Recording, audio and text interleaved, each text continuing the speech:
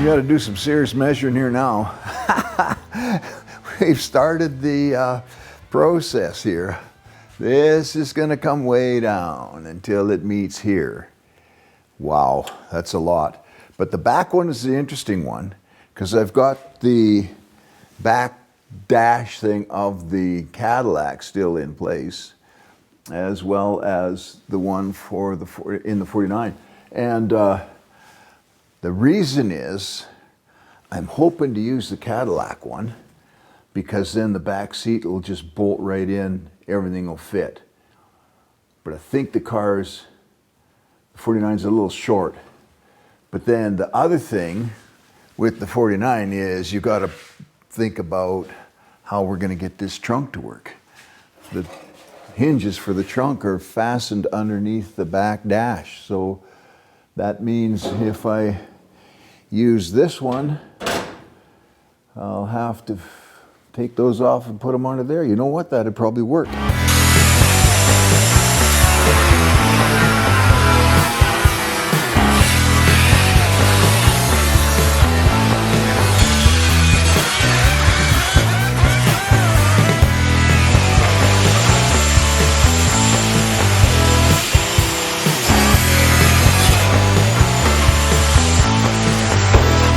Got the back dash out, or the rear deck, whatever you want to call it, and we'll put it back in once we get the car in place, once we get the body in place on the chassis, and that way we'll be able to cut it exactly the way it needs to go to fit and meet up with the Cadillac rear deck.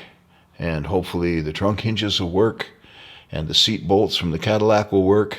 Now this dash, I think I can take it apart right along here, all the way across.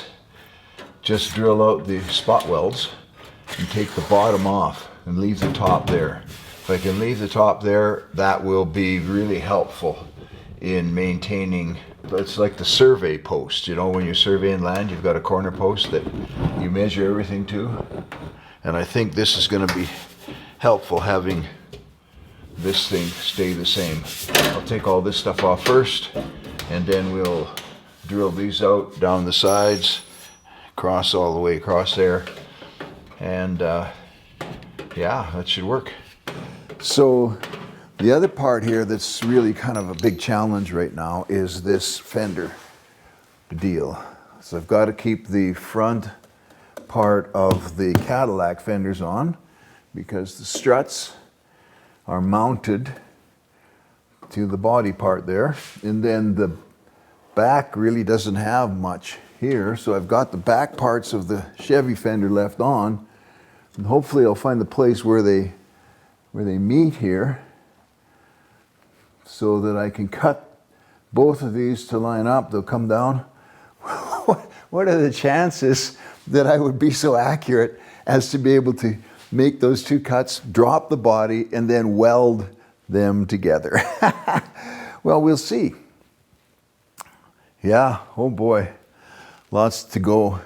Then I think, you know what, I'm gonna just get this body in position, and I've got to check the front fenders as well because I want to see how they're just laying over here and ready to get tested.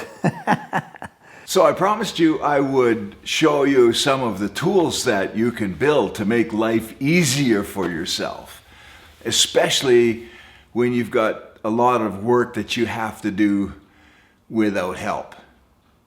Yeah. When I was 16, I think I had my first car, 61 Ford, just a four-door sedan, had a straight six engine in it, burned a lot of oil. And so I took it into this shed. All we had on a farm in those days was just this, it was like a shed. It had some kind of a workbench along the side. The floor was dirt and very little tools. And I took that engine apart, pulled the radiator, you know, and I lifted it out of that car by myself, single-handedly. I'd taken the head off so it wouldn't be too heavy, and lifted the block out, and then rebuilt it right there. And lifted it back in and installed the engine without any kind of a lifter. And then when I got smarter, like I'm in my 20s now, I built this monster. And just, it's 2x4, really thick, 1/4 inch thick tubing, and strong as all get out in this high lift or long stroke hydraulic jack cylinder Princess Auto Special. Now this is the second one I have on this, and this one has air, so I can just, you know, it's a lot more fun. But otherwise, you just crank it up with the handle, of course, just like any jack. And I got a couple of hooks on it, one underneath here. This is for lifting engines, and this one here is for lifting lighter stuff higher. I just had to weld it on there one day. And then this bolt, see this bolt here? This is a very special bolt. Back in the day, I had a 2x6 or whatever it is, rough sawn board, and a hole drilled in the middle, and I would put the board on here, and it would kind of teeter across there, and then I could stick this into, like, through the windows and lift the body that way. And I built this thing so that it would fit the ceiling. It'll go as high as the ceiling in the garage that I had when I built it, which was just a 2-car attached garage on our house. And but this thing, I tell you what, has done a lot of heavy lifting for me. And I wish I had better wheels on it. They're pretty clunky and they're hard to pull, but you know, you can grunt and and get stuff moved around. But this is a back saver and a lifesaver. You need to have some kind of an engine lift. Now you can buy them. They won't lift anything like this one, but it's still better than nothing. You can lift this thing will lift the whole front end of the car, engine and all, off the ground. Like it's really works really well. So when we moved into this garage, well, actually we moved into the house, but we bought it. Well, it's a dream come true for me because the whole backyard is full of garages, 27 by 27. When the realtor advertised this place, they advertised it as a garage with an attached house. And the house is quite small. But on the front end, it's got a 2-car attached garage. So I've got 2 of my cars parked in there. And this gives me plenty of room. No, it doesn't give me plenty of room. There's stuff scattered all over the place here, piled all over the place. And it doesn't matter how much clearing out I do, there's still stuff piled you'll never have a big enough garage. So whatever you got right now, just make it work. And if it's too small to build a car in, build a motorcycle. Do something, right? But I decided I wanted to have something that I could lift bodies off and on. And you know, with this project here, I mean, this body is going to come off and on of this Cadillac chassis, I don't know, 50 times, 100 times, I don't know. It's up and down, up and down, up and down all day. So I built this monstrosity of a crane. And what I did is went online and looked at how they engineered gantry cranes, the length of the beam, the size of the beam, and how much they would lift in the middle. And so I've got this one by stealing engineering. So it'll lift a ton out in the middle, and a ton is good. So the big question then is, how do you get it up there?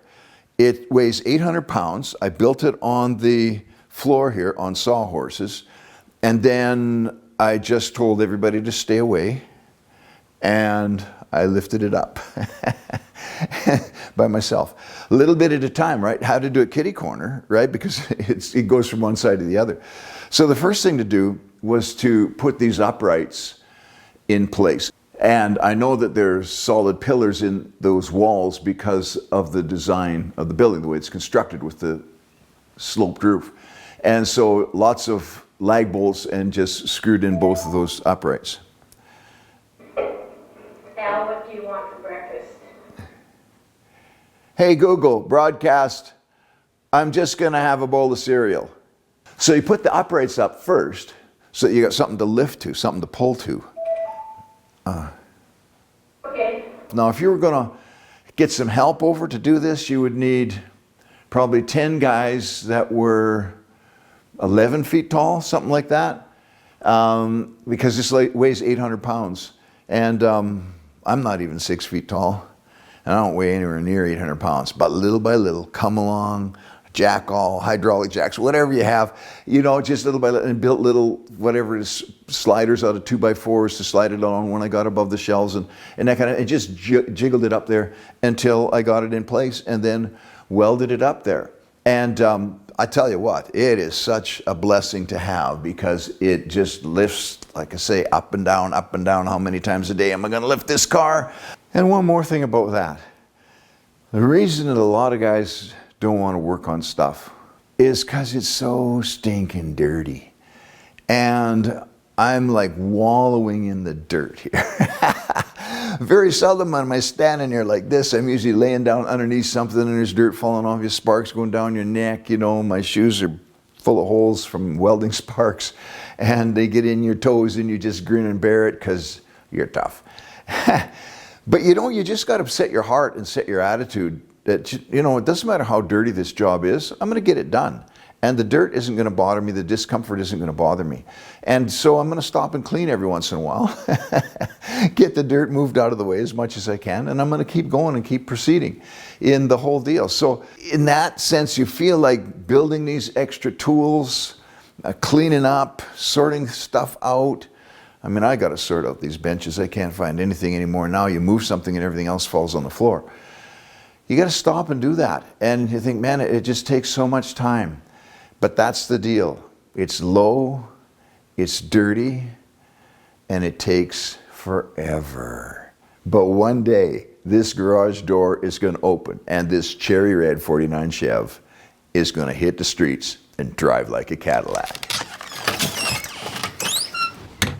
Wow, that was a crazy day. And like I said, off and on, I don't know how many times.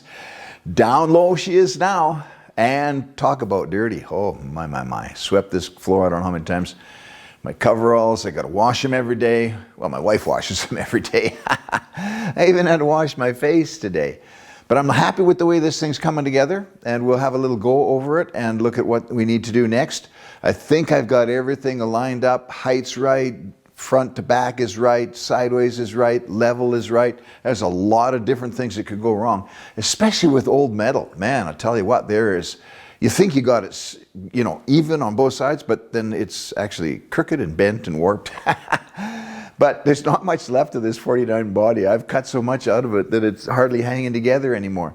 Anyway, it's going to be good. I think it looks good. What do you think? Let me know. I don't think I should go any lower, because it gets into too many problems. There'll be no room in the trunk.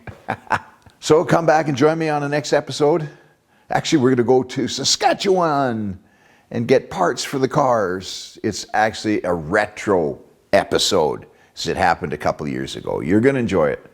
Because like I said in episode 1, this car came without a front end. It had no fenders or hood. Well, it had Pontiac fenders and hood, which are too big. They don't fit. So we've put those for sale on Kijiji, if you're interested.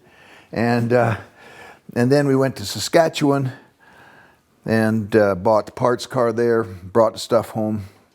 4 cars, I think. We ripped apart, brought 2 home. My youngest daughter, Esther, and I made 2 trips down to Mortlach, 520 kilometers from here. And she's a good sport, you know, stayed overnight with me in a tent, and we hacked cars apart all weekend.